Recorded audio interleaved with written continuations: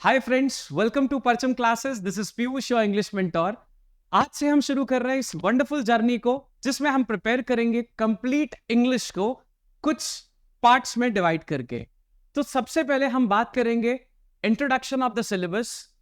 उसके बाद में हम डिस्कस करेंगे स्ट्रैटेजीज को, जो बहुत ज्यादा रिक्वायर्ड होती हैं अगर आप किसी भी एग्जाम की या फिर किसी भी चीज की प्रिपरेशन करो। तो जो भी टारगेट एग्जाम रहेगा उसको प्रिपेयर करने के लिए कौन सी स्ट्रैटेजीज की जरूरत पड़ेगी, इसको हम समझेंगे।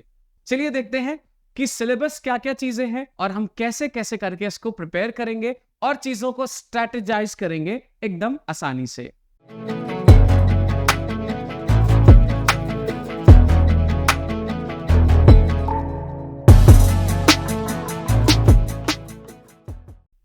तो सबसे पहले अगर हम किसी भी एग्जाम में बात करें, सपोज कोई एग्जाम है जिसमें 4 सेक्शंस हैं।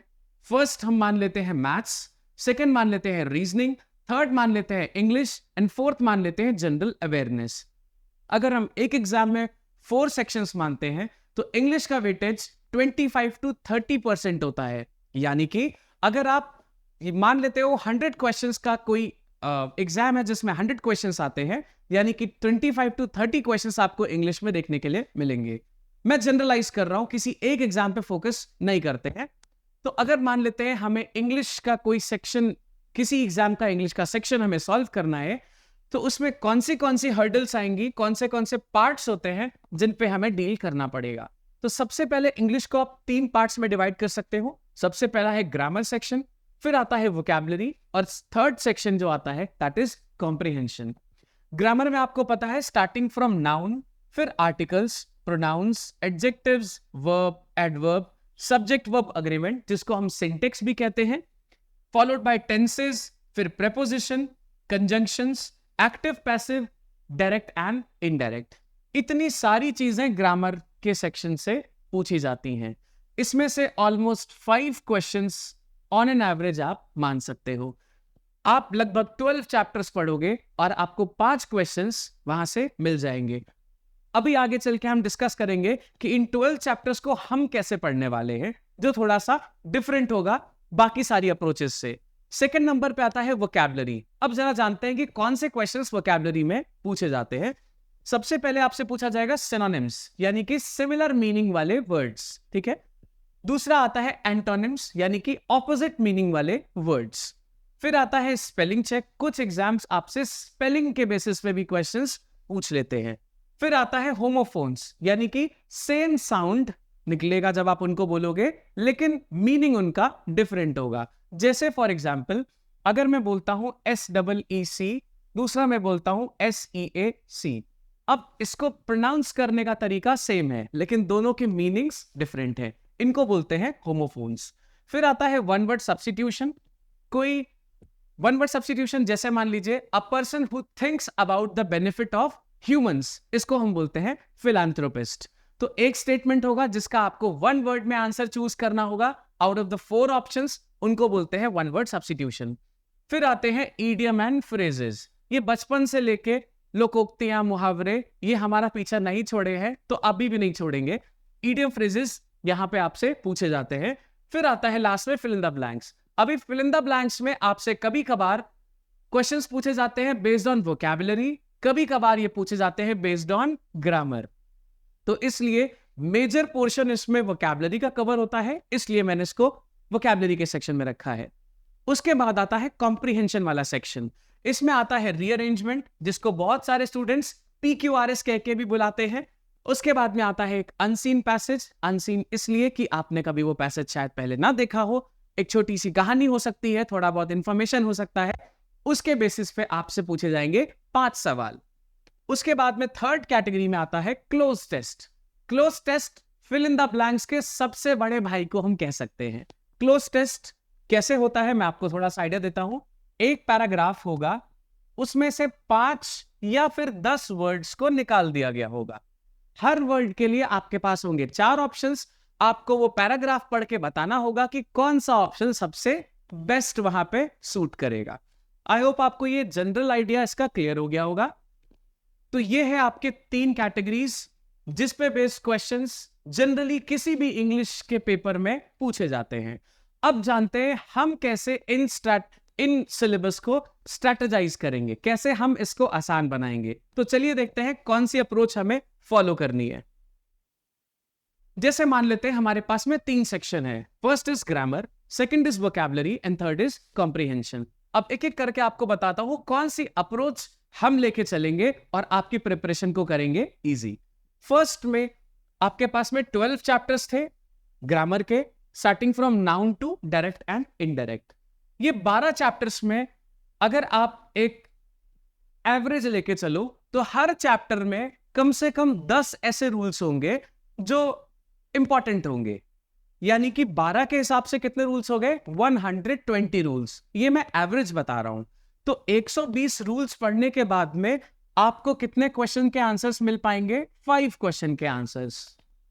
एक तो ये तरीका हो गया। दूसरा तरीका, व्हाट आई सजेस्ट, हम इस पूरी ग्रामर सेक्शन के लिए पढ़ेंगे 50 गोल्डन रूल्स को।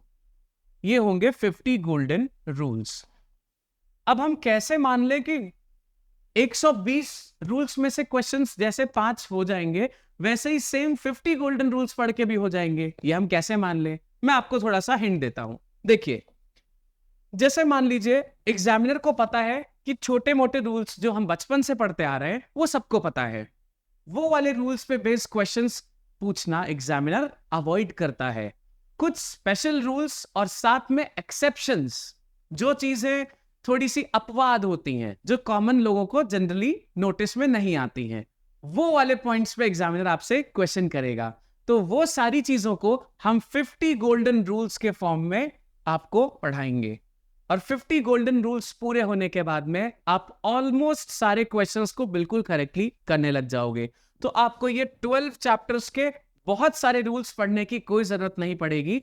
50 गोल्डन रूल्स के बेसिस पे आप सारे क्वेश्चंस को एग्जाम में आने वाले पूरे कर पाओगे।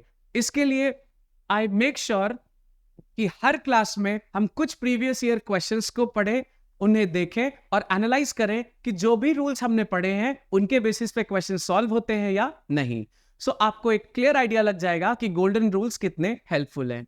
चलिए सेकंड बात करते हैं वोकैबुलरी की। वोकैबुलरी पे एक सेकंड बाद आता हूं मैं। कॉम्प्रिहेंशन की बात करते हैं। इसमें rearrangements, unseen passage and cloze test, ये सीधे सीधे प्रैक्टिस वाले ही सेक्शंस हैं। इन सब में कोई ट्रिक टेक्निक काम करती नहीं है। आपको रीड करना पड़ेगा, खुद से भी थोड़ी बहुत चीज है, बाकी मैं आपको प्रैक्टिस करा के छोटे मोटे क्लूज जो होते हैं वो मैं आपको बताऊंगा और ये वाला सेक्शन आसानी से सॉल्व हो जाएगा। अब सबसे बड़ा सेक्शन जो सबसे ज्यादा प्रॉब्लम रहती है स्टूडेंट्स को, वो रहती है वोकैबुलरी में। तो वोकैबुलरी के लिए हमारे पास में कुछ एक अलग सी ट्रिक्स है जिसको हम यूज करेंगे और मेक श्योर करेंगे कि आपके दिमाग में बहुत सारे वर्ड्स बहुत लॉन्ग टाइम तक के लिए फिक्स हो जाएं। तो चलिए देखते हैं वोकैबुलरी के लिए वो कौन सी ट्रिक्स हैं जिनको हम यूज करने वाले हैं और उससे स्ट्रेंथन होगा सिनोनिम, एंटोनिम्स, स्पेलिंग्स भी, होमोफोन्स यानी कि सिमिलर साउंड वाले words, one word substitutions, idiom phrases भी हम एक न्यू तरीके से पढ़ेंगे और पढ़ेंगे फिल इन द ब्लैंक्स को कैसे करेक्टली ऑप्शन में से चूज करना है। चलिए बात करते हैं वोकैबुलरी का कैसे रहेगा। वोकैबुलरी में आपके पास में जो मैं आपको पढ़ाऊंगा वो रहेंगे 3 तरीके। इसमें पहला रहेगा निमोनिक्स। चलिए एक करके आपको बताता हूं। सबसे पहले निमोनिक्स, इसमें स्टार्टिंग है एम से, बट इसको हम पढ़ते हैं निमोनिक्स। इसमें एम साइलेंट होता है। चलिए बताता हूं निमोनिक्स कैसे हेल्पफुल है। जैसे मान लीजिए यहां पे एक वर्ड लिखा है CONDIGN, इसको हम पढ़ते हैं कॉन्डाइन। CONDIGN, इसको पढ़ेंगे कॉन्डाइन। अब अगर आप इसको ध्यान से देखो तो इसमें 2 वर्ड छुपे हुए हैं। इसमें पहला वर्ड है CON, जिसको मैं हिंदी वाला क्या मान सकता हूं? कौन। अब बेटा एग्जैक्ट तो नहीं मिल सकता, लेकिन ये CON जो है ये कौन से बहुत सिमिलर है। फिर आता है DIGN। अगर इसको आप ध्यान से देखो तो जब आप ये वर्ड पढ़ोगे तो आप इसको डाइन या दिन की तरह देख सकते हो। यहां पे क्या लिखेंगे? DIGN को दिन।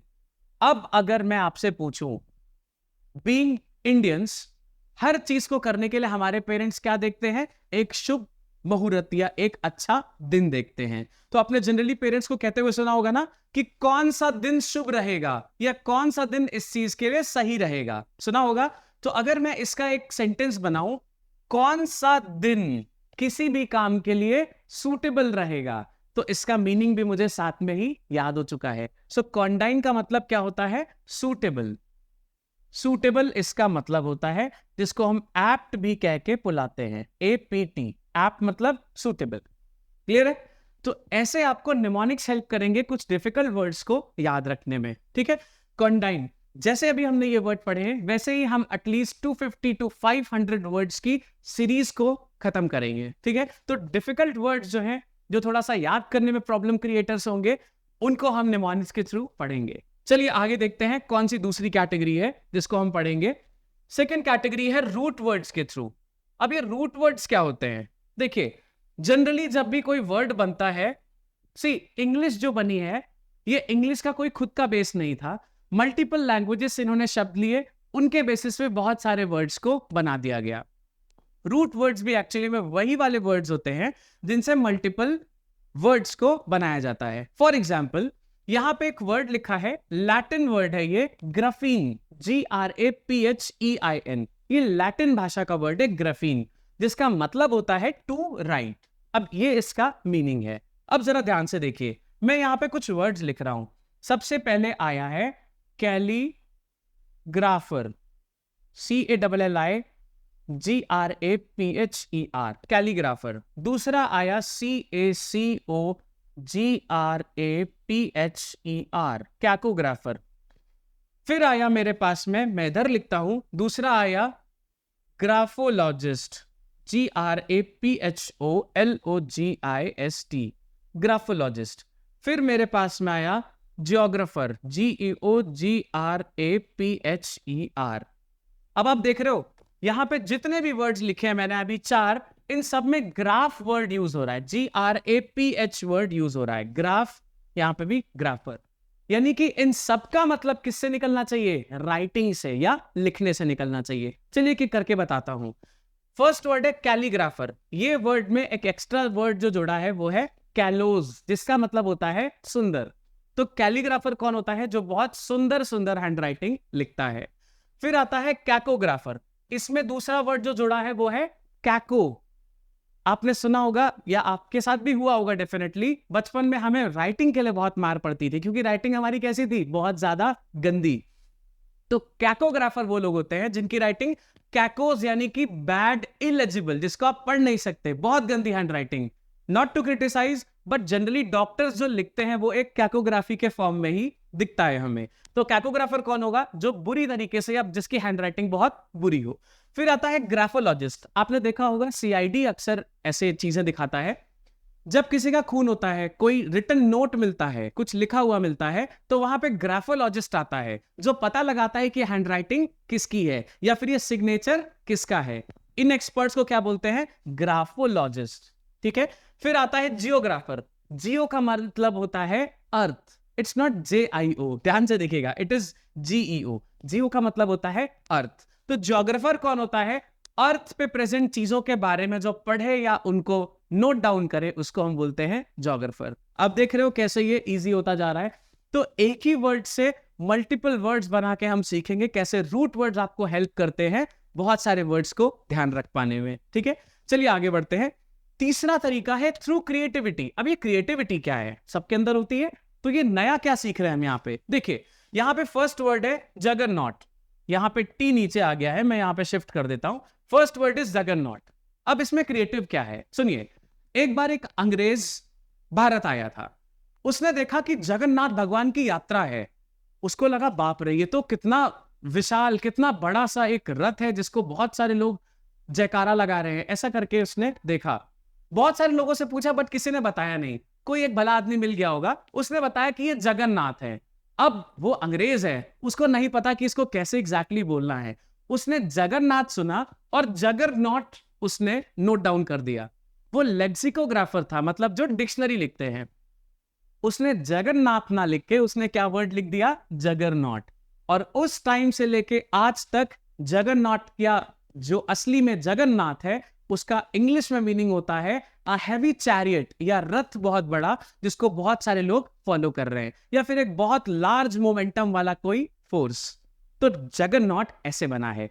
ये है कुछ क्रिएटिव आइडियाज। आगे चलते हैं, टक्सिडो। न्यूयॉर्क में एक पार्क हुआ करता था, उस पार्क का नाम था टक्सिडो, जहां पे लोग एकदम लेटेस्ट फैशन करके निकला करते थे। तो उस टाइम पे जब ये वर्ड बन रहा था, तो टक्सिडो, जो आपको पता होगा कोट का एक फॉर्मेट होता है, लोग उस टाइम पे वही वाला कोट पहन के वहां पे ज्यादातर घुमा करते थे। उस टाइम से लेके अभी तक उस कोट के फॉर्मेट को हम क्या बोलते हैं? टक्सिडो। ठीक है। एक तीसरा वर्ड ये आता है PLIERS। ये थोड़ा फनी है। हम इंडियन जिसको पिलास बोलते हैं, तार छीलने के काम आता है जनरली, जिसको हम पिलास बोलते हैं, एक्चुअली में वो वर्ड होता है प्लायर्स, PLIERS। बट हमने क्या किया है, अंग्रेजों से शब्द छीना है और अपना बना लिया है। तो हमारे लिए प्लायर्स वायर्स कुछ नहीं है, हमारे लिए क्या है? प्लास है। बट एक्चुअली में the word is pliers, PLIERS। अगला देखिए, इट्स मार्टिनेट। अंग्रेजों के जमाने में एक कमांडर साहब हुआ करते थे, या शायद जेलर थे, उनका नाम था जीन मार्टिनेट, JEAN, जीन मार्टिनेट। अब उनको कुछ प्रॉब्लम था शायद, या हो सकता है कुछ इशू रहा उनके साथ में। वो इतने स्ट्रिक्ट थे, अगर किसी का शू हल्का सा कम पॉलिश होता था तो उसको तुरंत पनिशमेंट दे देते थे। तो जीन मार्टिनेट इस काम के लिए बहुत पॉपुलर हो गए, दूसरे देशों में भी लोग उनको जानने लगे just because of his strict behaviour. तो जब वो मरे तो उनका नाम फिर भी चलता रहा, तो लोगों ने जीन हटा दिया, उनका नाम था जीन मार्टिनेट, और तब से ये मार्टिनेट वर्ड फिक्स हो गया फॉर एनीबडी जो किसी भी चीज पे बहुत ज्यादा पिन पॉइंट करता है और चीजों में बहुत ज्यादा कमियां निकालता है।